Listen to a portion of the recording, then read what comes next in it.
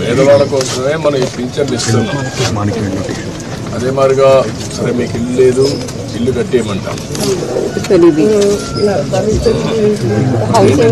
మీకు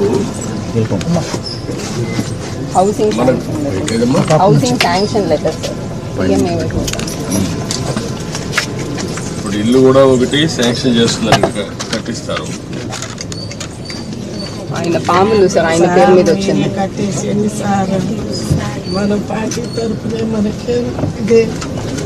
ఇప్పుడు ఇది తీసుకోండి అమ్మా, మీరు సిఆర్డిఏ మీరు కలిసి ఏరియాలో ఉండే వాళ్ళకి ఇండ్లు ఇలాంటి వాళ్ళకి కొంతమంది కట్టుకోలేని కట్టిద్దాం.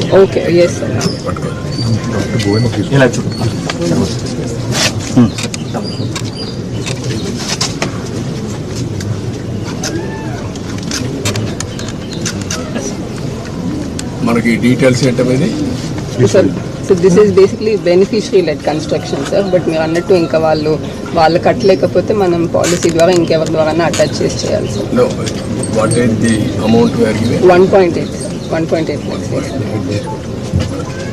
నేను ఇల్లు కట్టేయమంటాను, చెప్తాను. కట్టి మీకు ఎట్లా చేయాలో చేస్తాను, అన్నట్లు చేపిస్తాం.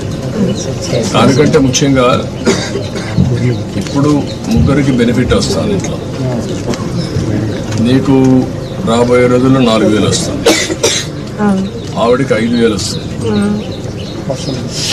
మీకు ఒక 4,000 వస్తుంది. 4, 4, 8 + 5 13,000 వస్తుంది. 13,000 వచ్చినప్పుడు మీరు కొద్దిగా సంపాదించుకుంటున్నారు. వీళ్ళిద్దరిని చదివించుకొని వాళ్ళకి చదువుకు అవన్నీ ఏం చేయాలో అవన్నీ చేస్తూ ఉంటాం గవర్నమెంట్ కూడా.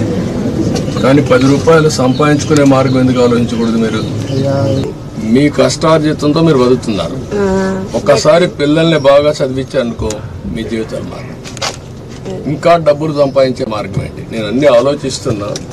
పేదరికం లేని సమాజం అంటే ప్రతి ఒక్కరికి కూడా కనీస ఆదాయం సంపాదించే మార్గం మీకు చూపించాలనేది నా ఆలోచన. లేకపోతే మీ జీవితంలో ఇదే మరికి పుడతారు, ఇదే మరి చనిపోతారు. ఈ పిల్లలు కూడా ఇప్పుడు చదువుకుంటున్నారు. కనీసం ఏదైనా త్వరగా మంచి పని చేశాం, అది శుభసూచకం. ఈ పిల్లల భవిష్యత్తు బాగుంటుంది. ఏంట్రా మీరు ఆలోచిస్తున్నారా? ఏం ఆలోచిస్తున్నారు?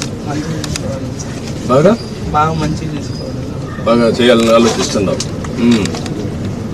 ప్రతిరోజు చదువుకుండా బాగా క్లాసులో మంచి ర్యాంక్ వస్తుందా? ఎంత వస్తుంది? 310 వచ్చాయి 500కి. నీకంటే ఇంకా ఎంతమంది బాగా వచ్చారు?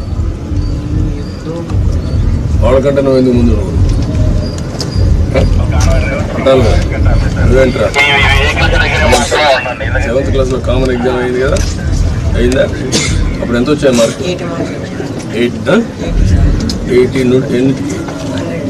100కి 80 వచ్చాయి. నీకంటే ఎక్కువ వరకు వచ్చింది. ఎవరు వాళ్ళు? ఇద్దరికి వచ్చింది. వాళ్ళకంటే ఎక్కువ నీకు ఎందుకు రావు? మీ అమ్మ కష్టపడుతుంది కదా, నీకోసమే కదా, కూలి పని చేసి చదివిస్తాను కదా, నువ్వు కూడా పట్టుదల చదవాలి కదా. ఓకే, చదువుకోండి, బాగా పైకి వస్తారు. నేను అన్నీ ఆలోచిస్తాను. ఆలోచించి మిమ్మల్ని ఎట్లా ఆర్థికంగా పైకి తేవాలి. ఇప్పుడు గవర్నమెంట్ ఇచ్చే సహాయం ఇస్తూనే మీరు 10 రూపాయలు అదనంగా సంపాదించుకొని ఖర్చు తగ్గించుకొని భవిష్యత్తుకు కూడా ఒక భరోసా ఉండేట్టుగా మీకు ఆలోచించేద్దాం. సరేనా? ఇమ్మీడియట్గా చేస్తాను. నేను చెప్పాను కదా, అయిపోతుందండి.